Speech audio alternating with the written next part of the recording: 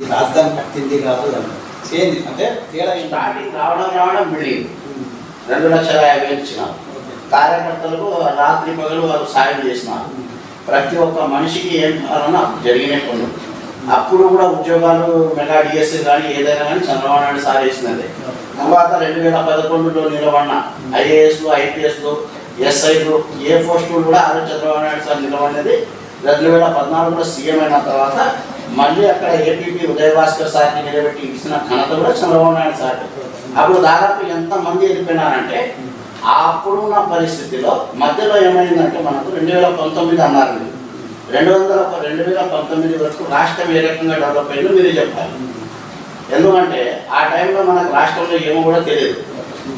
మన రాష్ట్రంలో ఆయన ఆలోచించిన ఏంటంటే మన రాష్ట్రంలో సంపదన చాలా ఉంది. ఇక్కడ సంపదన అంటే తిరుపతి దేవస్థానం, రాయలసీమ గనులు, ఇక్కడ ఏం కావాలంటే అవి ఉన్నాయి. మైన్స్లో ప్రతి ఒక్కటి ఇక్కడ ఉంది. విశాఖపట్నం ఆ పక్కకు పోతే కోర్టులు అవన్నీ ఉన్నాయి. వాళ్ళకు అవన్నీ చూసుకుంటారు. మనం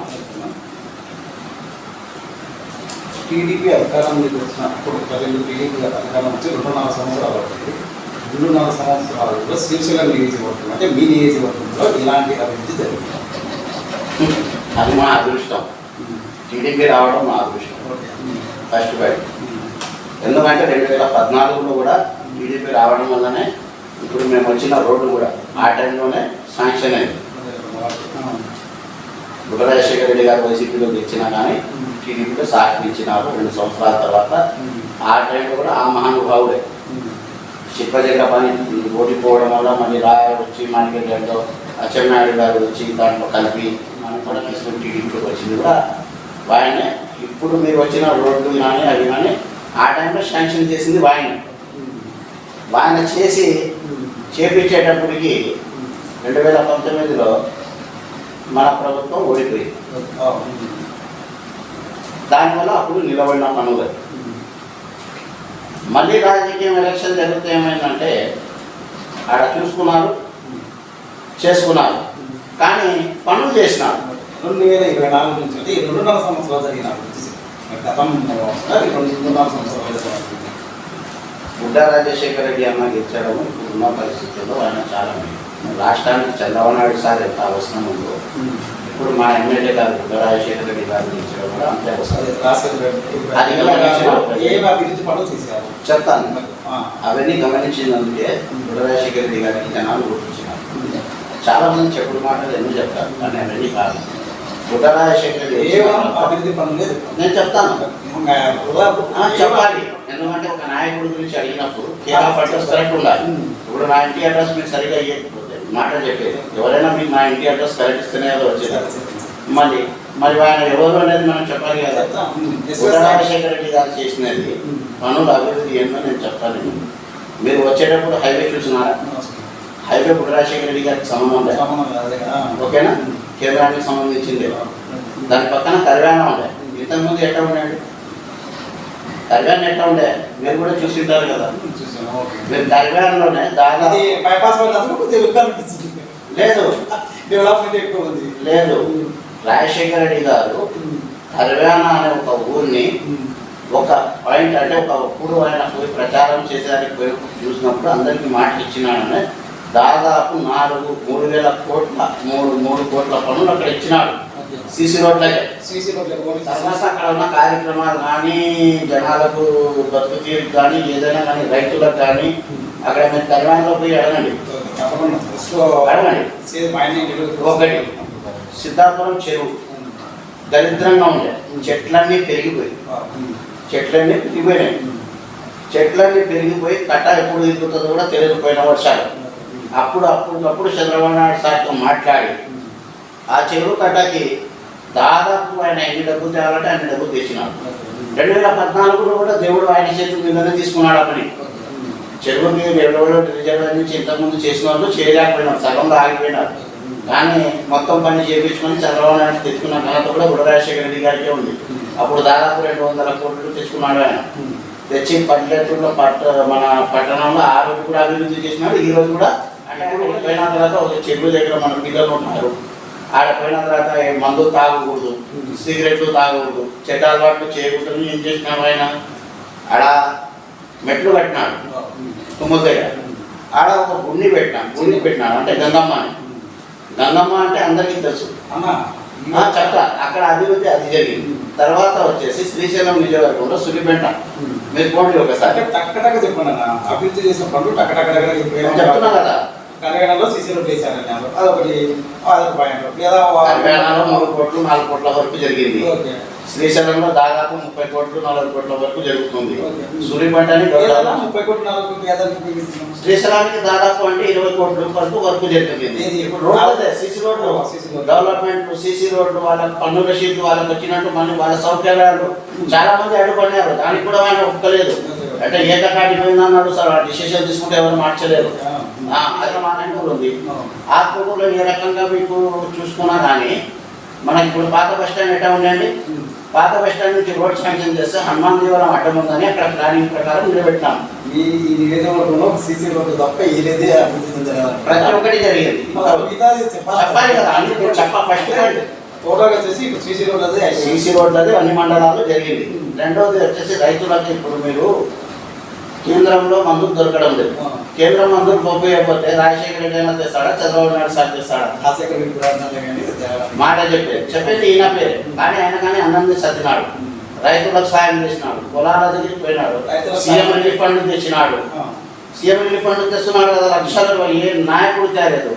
మైనార్టీస్లకు ఒక సభ పెట్టాలనుకుంటే చంద్రబాబు నాయుడు సార్ దగ్గరికి పోయి 2 కోట్ల రూపాయలు తెచ్చి ఇచ్చినాడు. ఆ సభలో ఇంత ఒక చిన్న మైనార్టీస్ ఒక కుళ్ళ కూడా తగలకుండా తీసుకుపోయినాడు బయటికి. అందరికి అంత హ్యాపీగా చూపించినాడు. అంటే చేసే పనులు, ప్రభుత్వం చేసే పనులు చాలా ఉన్నాయి. దాంట్లో రాజశేఖర రెడ్డి అన్న చేసిన పనులు ఎక్కువ ఉన్నాయి. అంటే ఆయనకి ఎట్లంటే ఆయనకు చాలా అనుభవం. రాజశేఖర రెడ్డి అన్న అనే లీడర్ని అసలు నాకు తెలిసిన కాడికి మా రాజశేఖర రెడ్డి అన్నకి మినిస్టర్ ఇవ్వాలి చంద్రబాబు నాయుడు సార్.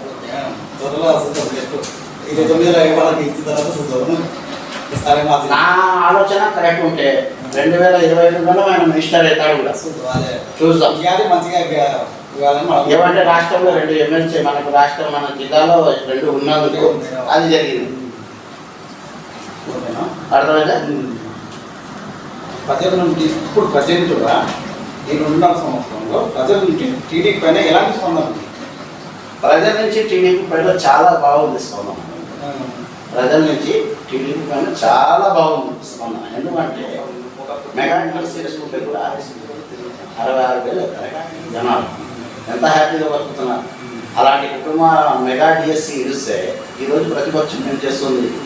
అడగాలి, అడగడం తప్పలేదు. కానీ విమర్శించండి. వాస్తవంగా ప్రతిపక్షము క్వశ్చన్ చేస్తేనే అధికార పక్షం నుంచి పనులు జరుగుతాయనేది తప్పు.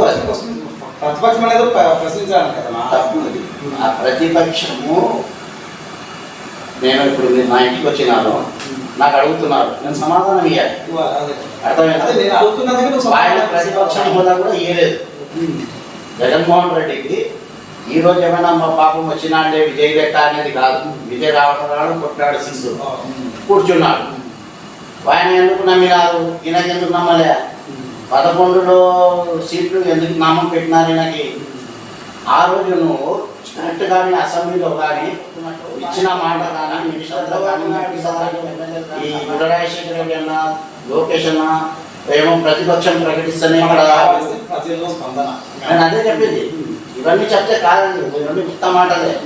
ప్రజలు అనేది పుష్కలంగా ఏడైనా వచ్చి ధర్నాలు చేసినారు. ఎవరైనా రైతులకు దిగుబడిలో రేటు లేకపోయినా కానీ తెలంగాణ వాళ్ళు ఇప్పుడు కూడా చెప్పినారు. ఆ రోజు కూడా హెరోస్లో కానీ రైతులు కానీ పెట్టుకుంటుంటే ఈరోజు మొక్కజొన్న 2,800 ఉంది. కానీ మన రైతుల పరిస్థితి బాగాలేనప్పుడు ఆ రోజు 1,600కి అమ్ముకున్నారు. పెట్టుకున్న వాళ్ళు బాగున్నారు, పెట్టుకున్న వాళ్ళకి మనం చెప్పలేము. అంటే రైతు బాగుండాలంటే ముందు వర్షాలు పడాలి, తగిన ధరలు వాళ్ళకి తగినట్టు మందులు గిందులు టైంకి అందాలి. అలాంటివన్నీ చేతైన కానీ ప్రభుత్వం చేసింది. అందుకు ప్రజల నుంచి ఇంకా ఉద్యోగస్తులు ఉన్నారు, వాళ్ళ పనులు వాళ్ళు చేసుకుంటున్నారు, జాబ్ చేసుకుంటున్నారు, ఇంటిపోతున్నారు. ప్రజలు ఎవరు కూడా రోడ్ల మీదకి రావడం లేదు ఆంధ్రప్రదేశ్లో. ప్రతిపక్షంలో అన్న తర్వాత 40% వాళ్ళ జనాలు ఉంటారు, వాళ్ళు తీసుకుని వస్తుంటారు. అధికారం టీడీపీ స్థానం టీడీపీ జనగలుగుతారా? నేను చెప్పేది అదే, ప్రజల్లో చైతన్యం ఉంది. అంటే ఇప్పుడు మీరు చెప్పిన దానికి రేపు ఎలక్షన్ మున్సిపాలిటీ ఎలక్షన్లో సర్పంచ్ ఎలక్షన్లో బయటపడిపోతాయి. 100% కొట్టేది టీడీపీ, 100%. నాకు ఒక పిల్లోడు ఇంతకుముందు 2014 నుంచి చూడదు ఎప్పుడు నమ్మకంగా టీడీపీ వస్తుందా? 100% వస్తుంది. వస్తుందా? ఎందుకంటే 60-40 ఎక్కడ కూడా నా దృష్టిలో.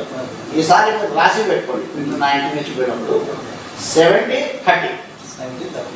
YCP 30, TDP 70. 10%. అధికారం లేదు, 70% వచ్చినా కానీ మేలే కదా. ఏది అధికారం లేదు అంటే వైసీపీ ఎలక్షన్ జరగాల్సిన ఆ మాట చూసుకున్న జగన్మోహన్ రెడ్డి ఇప్పుడు ఆ తప్పు తెలుసుకున్నందుకే మీకు ఎమ్మెల్యే టికెట్ వేయాలంటే మీరు ఎలక్షన్లు జరపాల్సిందే అంటున్నాడు. టోటల్లో 100కి 70% టీడీపీ జెండా ఎగురుతుంది శ్రీశైలం నియోజకవర్గం. ఎలక్షన్ జరుగుతాయి. మామూలుగా వాళ్ళ లెక్క చేసుకుంటే 100% మొత్తం మనమే గ్రీన్ సిగ్నల్, దానికి ఏం డౌట్ లేదు. అప్పుడు ఏమవుతుందంటే చంద్రబాబు నాయుడు సార్ ఒప్పుకోడు, ఎలక్షన్ జరుపుతాడు ఆయన. ఎందుకంటే ఇప్పుడు ఎలక్షన్ జరుగుతుంది, రేపు 29 ఎలక్షన్కి వాళ్ళు అలర్ట్ అవుతారు. ఖచ్చితంగా ఎలక్షన్ జరగాల్సింది. లాస్ట్ క్వశ్చన్ సీరియస్ చెప్పు, నీకు బుద్ధ రాజశేఖర రెడ్డి అన్నగారు అంటే శ్రీశైలం నియోజకవర్గం ఎమ్మెల్యే అన్నగారికి ఇలాంటి వివాదాలు ఏమన్నా ఉన్నాయా? అంటే ఎక్కువ కలవడం లేదు. గోవిందగౌడ్ అని మన ఇప్పుడున్న పోలీస్ స్టేషన్ ముందర ఒక వాళ్ళ మందు షాప్, సారాయి షాప్, ఆడికి వస్తుండే. అప్పుడు నా కోతి మీద చూసుకొని పెద్దమ్మ చేయడం నిలబడుతుంది, ఆకులు తెంచుకొని బుద్ధ మీద చేయి తట్టుకుండే. అప్పటి నుంచి కూడా ఆ కుటుంబం అంటే నాకు ఒక గౌరవం. మా పుట్ట రాజశేఖర రెడ్డి అయినా నిజంగా చెప్పాలంటే నాకు ఇంటికి కొడుకు లెక్క చూసుకుంటాను, పిల్లల లెక్క. అంటే ఆయన అంటే నాకు అంత అభిమానం.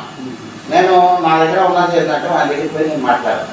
అదే కదా, నేను మాట్లాడలేను. ఎందుకంటే ఆయన పోతే నా పని చేస్తాను.